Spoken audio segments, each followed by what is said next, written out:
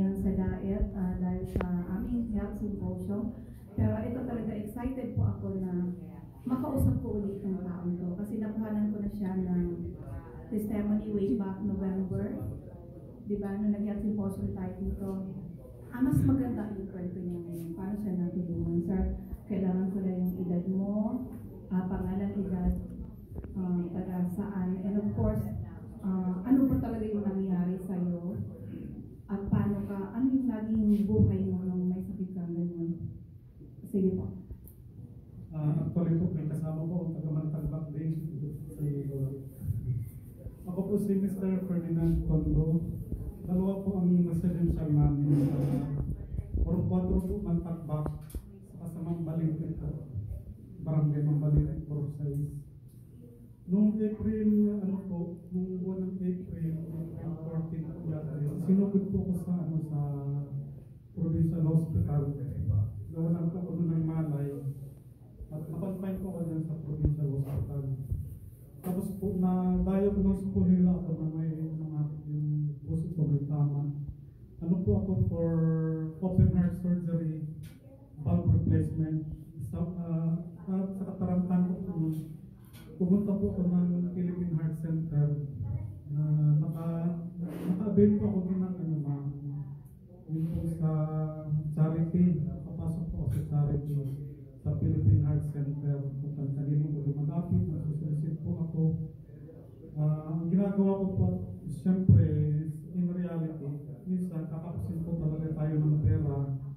So ang ginagawa ko po, lumalapit ako sa DSWD, sa Dugtulong, sa Malasakit, para makapain ako ng mga libreng programa ng ating gobyerno.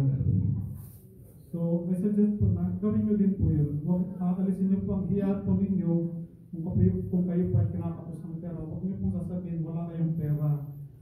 Sabihin nyo lang po, ipursige nyo ang sarili nyo na determinado kayong mabuhay. So, may mga government agencies po tayo na pwedeng lumapit na pwedeng tumulong sa atin.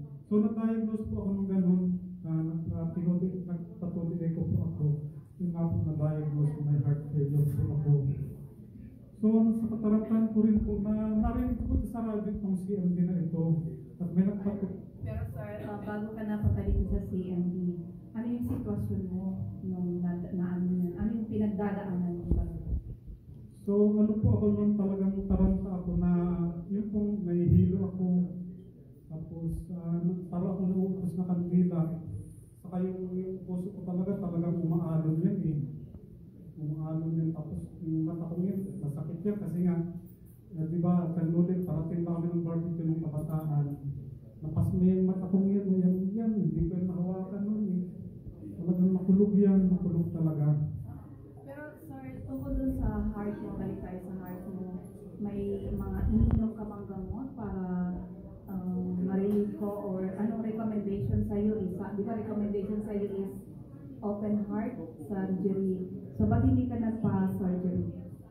Yun po, kinukulit po talaga ng doktor na kailangan operahan po ako.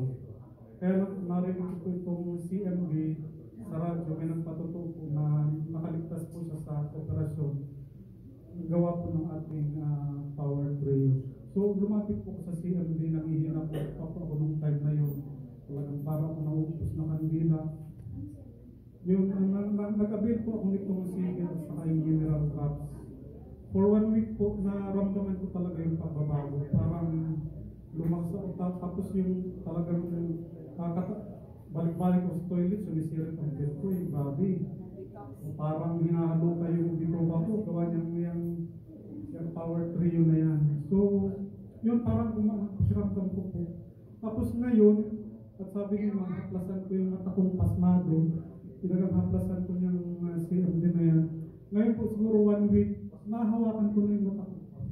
Dati hindi ko yung mahawakan kasi nga, masakit, pasmado po yung katitinda namin ng barbecue ng kabataan ito. Nagtitake ako ng topranin, antidepressant, para lang dyan sa anong yan. Pasmado na to. So ngayon po, yan lang makaalis ko lang. CMD lang po ang magaling sa akin. So ngayon po, maganda ng tulog ko, yung pagdumi ko araw-araw na rin. Bakit? Dati sir, dati ba hindi maganda yung tulog mo sa kanyang pagdumi? Ay Mariosep, siguro talagang pag siguro every 10 minutes, 30 minutes, every hour, o kailangan ko mag-CR, ang sakit ng puson ko, lagi ko nag-iihi. Tapos yun nga, yung tulog ko, siyempre hindi ka makatulog talagang, isa nakakatulog ako nun, alas 12 na, alas 1, ganyan. Pero ngayon, alas 7 pa lang, tulog na ako eh. Bukas nga yung bahay namin, nakatulog ako eh. Papasukin na kami ng magnanakaw. Oo, maganda na po talaga ang tulog ko. Yan lang po ang nakatulong sa akin. Pati po yung mata ko yan, no? Kahit hawakan ko yung mata ko, hindi na siya masakit. 1 week pa lang ako nag-aaral yan. Ha? Twice a week lang. Ina-plus ko lang sa dyan. Mahapdi po siya, pero after ng few minutes, nawawala din yung hapdi. So maginhawa na po ang pakiramdam. Talagang, kala ko po talaga magaganda na ako. Pero sir, yung sa heart mo, balik na naman tayo sa heart mo. So yung heart ko po, ayan o, hindi na siya umaalon. Ganda na. Umaalon yun. Ay oo, umaalon po yan. Talagang, kala ko may daga sa loob ng puso ko eh. Pero ngayon maganda na po, maganda na. Sabi ko sa nanay ko, nanay o, normal lang ano ko, di pa rin kami naniniwala. Normal lang ang buhay ko, normal lang ang pakiramdam ko. Salamat po talaga sa CMD. Sobrang amazing po talaga. It's a miracle medicine po ang CMD. Maraming salamat po talaga. Ayan, si sir. Kasi yung last time, November yung sir na namit kita. Sabi ko, pag bumalik ako ng diet, gusto kitang makita uli. Mas gumanda po yung kanyang aura ngayon.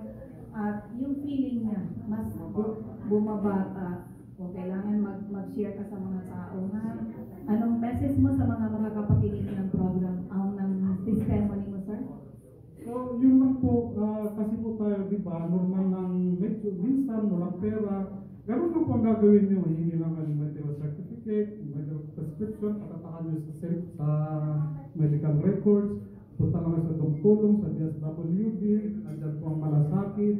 So, may mga ano po tayo, may mga ways po tayo para tayo ay makaraos sa ating mga problema sa financial. Lakas lang ng loob, tibay ng dibdib, sabi na, alisin ang hiya. Sir, pangalan ulit? Ako po si Mr. Ferdinand G. Pando, ng Barangay ng Tagbak, Mampalit. Maraming salamat po Ilan talaga. mo, sir, ngayon? 57, pero parang pakiramdam, parang bumata pa ako eh. maraming salamat po talaga. Ayan, salamat sir sa iyong kwento. Sana maka-inspire tayo, makatulong tayo kahit paano.